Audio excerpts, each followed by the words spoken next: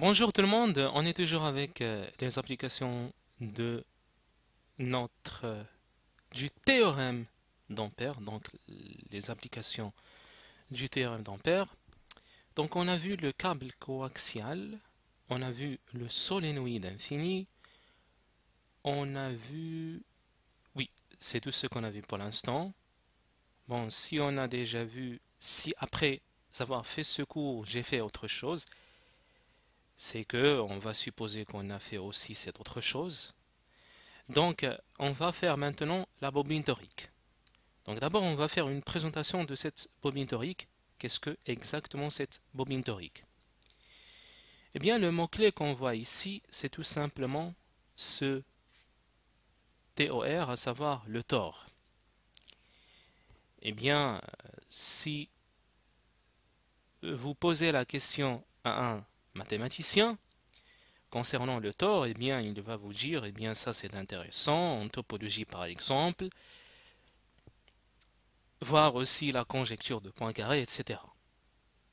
Donc d'abord, le tore, c'est une chose mathématique très profonde. Donc on va prendre notre tore et on va en effet créer un certain bobinage. D'abord, imaginez que si vous avez un certain fil, par exemple un fil filiforme, et que vous voulez avec ce fil filiforme former un cercle, eh bien qu'est-ce que vous faites?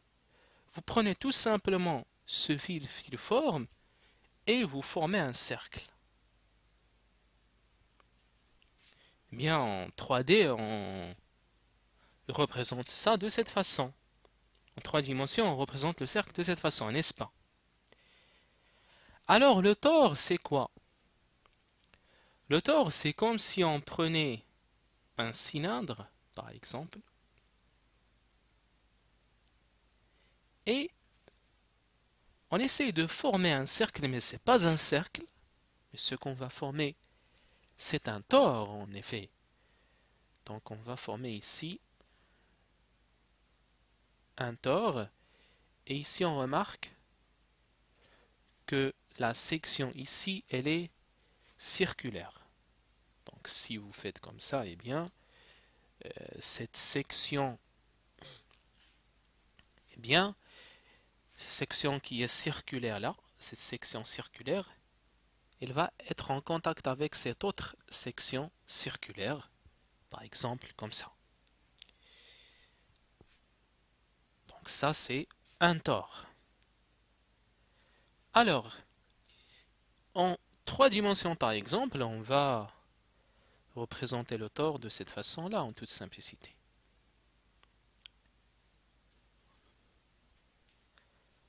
Voilà.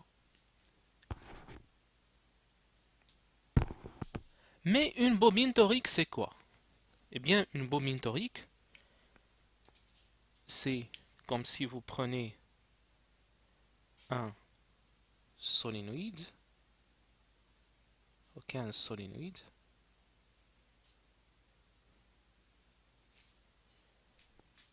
vous pouvez laisser bien sûr ce fil, ce bobinage là que vous avez, et vous essayez de former un tore pour obtenir une bobine torique.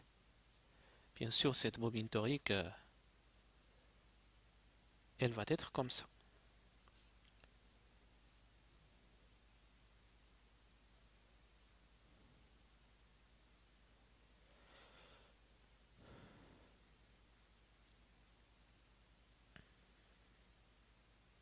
Donc on va entourer, entourer, entourer, etc.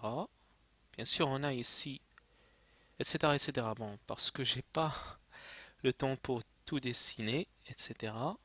Venir là, par exemple, voilà, comme ça.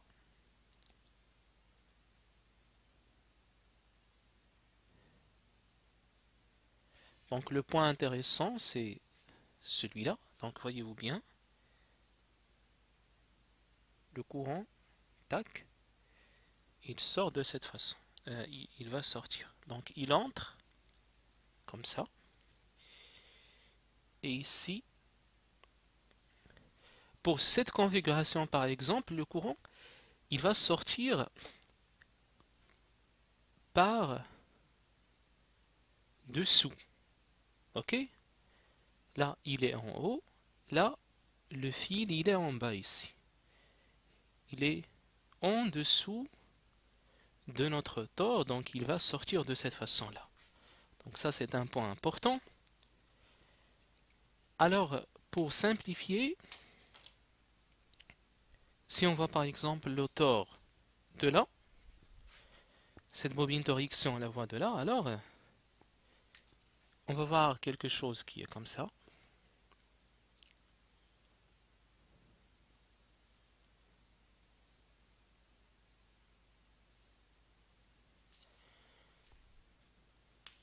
Par exemple, ça c'est l'origine et on va voir ici, de cette partie-là, on va voir dans cette configuration par exemple, bon ça dépend de l'exercice. Ici, si on la voit, on voit que le courant, il vient vers nous, donc on va voir qu'il est sortant et là, il entre. Donc de ce côté, il est entrant et là, il vient vers nous, etc.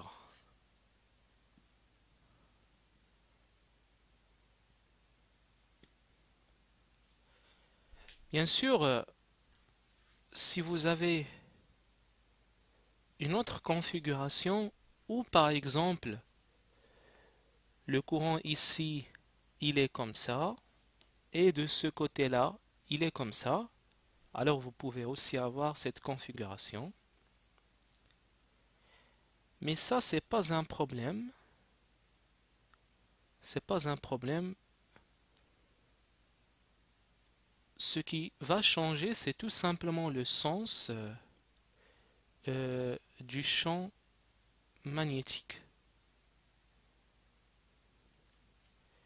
C'est tout simplement le changement que vous allez avoir, c'est le sens de votre champ magnétique. Alors j'espère que tout ça est bien clair. Cette présentation pour ce qui concerne la bobine torique est bien claire. Donc après on va essayer de donner le champ magnétique créé par cette bobine torique.